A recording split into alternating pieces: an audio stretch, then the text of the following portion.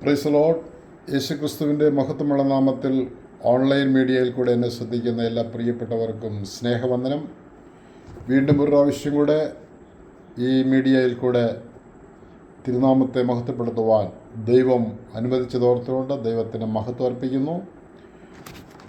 ഒരു പാട്ടിൻ്റെ ചില ലൈനുകൾ ഞാനിവിടെ പാടുന്നു. കർത്താവിലെന്നും എൻ്റെ ആശ്രയം, കർത്തൃസേവ തന്നെ എൻ്റെ ആഗ്രഹം. കഷ്ടമോ നഷ്ടമോ എന്തു വന്നിടിലും കർത്താവിൻ പാദം ചേർന്നു ചെല്ലും ഞാൻ.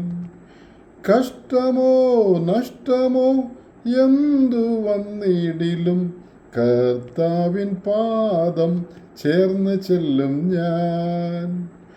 ആർത്തുപാടി ഞാൻ ആനന്ദത്തോടെ കീർത്തനം ചെയ്തെന്നും വാഴ്ത്തുമേശുവേ.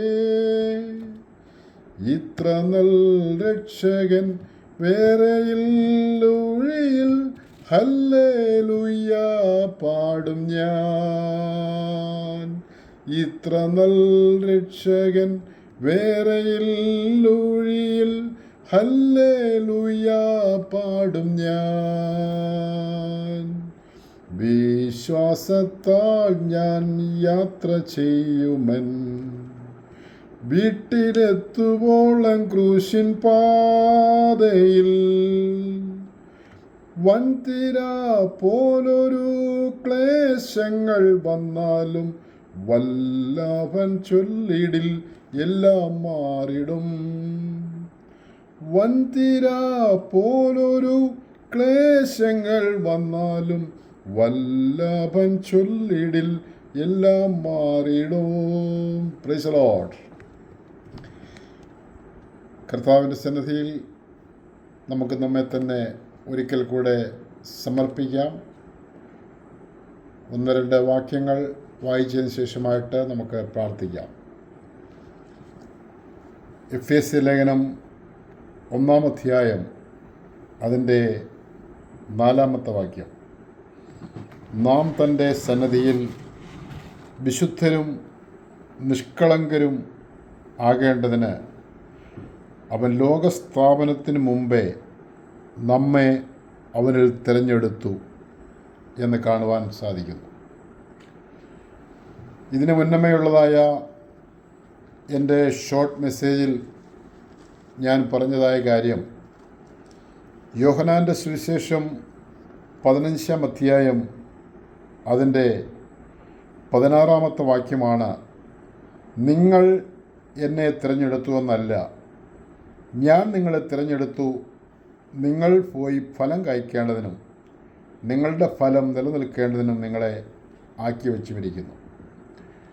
അപ്പോൾ ആദ്യമായിട്ട് ദൈവം നമ്മെ തിരഞ്ഞെടുത്തതിൻ്റെ ഉദ്ദേശം നമ്മൾ പോയി ഫലം കായ്ക്കുവാനും ഫലത്തിൽ അല്ലെങ്കിൽ നമുക്ക് നിലനിൽക്കുന്നതായ ഒരു ഫലം ഉണ്ടാകണം എന്നുള്ള കാര്യങ്ങളാണ് നമ്മൾ സംസാരിച്ചത്. ഇന്ന് വായിച്ച വേദഭാഗത്തും തിരഞ്ഞെടുപ്പിനെക്കുറിച്ച് തന്നെയാണ് രേഖപ്പെടുത്തിയിരിക്കുന്നത്. ദൈവം നമ്മെ തിരഞ്ഞെടുത്തിരിക്കുന്നത് എന്തിനു വേണ്ടിയിട്ടാണ്? നാം തൻ്റെ സന്നിധിയിൽ വിശുദ്ധരും ദൈവത്തിൻ്റെ നിഷ്കളങ്ക മക്കളും ആകേണ്ടതിന്. ദൈവത്തിൻ്റെ സാദൃശ്യത്തിലും സ്വരൂപത്തിലും സൃഷ്ടിക്കപ്പെട്ടതായ മനുഷ്യനെക്കുറിച്ച് ദൈവം ആഗ്രഹിക്കുന്നത് ഈ ഭൂമിയിൽ ഞാനും നിങ്ങളും ആയിരിക്കുമ്പോൾ വിശുദ്ധരായി ജീവിക്കണമെന്നുള്ളതാണ്. നമുക്ക് ശരീരശുദ്ധി ആവശ്യമാണ്, നമുക്ക് ആത്മീകമായ ശുദ്ധി ആവശ്യമാണ്. എല്ലാവിധത്തിലും ഒരു വിശുദ്ധിയും വേർപാടും ആവശ്യമാണെന്ന് ദൈവത്തിൻ്റെ വചനം പഠിക്കുമ്പോൾ കാണുവാനായിട്ട് സാധിക്കുന്നു. 1-ാം സങ്കീർത്തനം പഠിക്കുമ്പോൾ രേഖപ്പെടുത്തിയിരിക്കുകയാണ്, ദുഷ്ടന്മാരുടെ ആലോചനപ്രകാരം നടക്കാതെയും പാപികളുടെ വഴി നിൽക്കാതെയും പരിഹാസികളുടെ ഇരിപ്പിടത്തിലിരിക്കാതെയും യഹോവയുടെ ന്യായപ്രമാണത്തെ രാപ്പകൽ ധ്യാനിക്കണം എന്ന് രേഖപ്പെടുത്തിയിരിക്കുകയാണ്.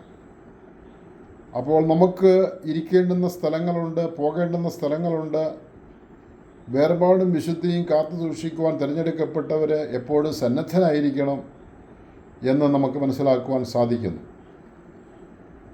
നാം തൻ്റെ സന്നദ്ധയിൽ വിശുദ്ധനായിരിക്കണം.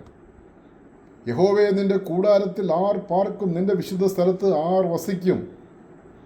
അടുത്ത വാക്യത്തിൽ കാണുവാൻ സാധിക്കുന്ന നിഷ്കളങ്കനായി നടന്ന് നേര് പറയണം, സത്യം സംസാരിക്കണം എന്നൊക്കെ നമുക്കവിടെ കാണുവാനായിട്ട് സാധിക്കുന്നു. അപ്പോൾ പരമാർത്ഥമായ ഹൃദയത്തോടുകൂടെ, നിഷ്കളങ്കമായ ഹൃദയത്തോടുകൂടെ, ദൈവം ഇസ്രയേലിന് നിർമ്മല ഹൃദയമുള്ളവർക്ക് തന്നെ നല്ലവനാകുന്നു നിശ്ചയം.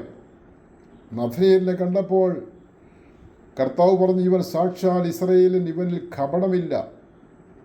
അപ്പോൾ ഒരു പരമാർത്ഥ ഹൃദയത്തോടുകൂടെ, നിഷ്കളങ്ക ഹൃദയത്തോടുകൂടെ ഈ ഭൂമിയിലായിരിക്കുവാനാണ് ദൈവം നമ്മെക്കുറിച്ച് ആഗ്രഹിക്കുന്നത്.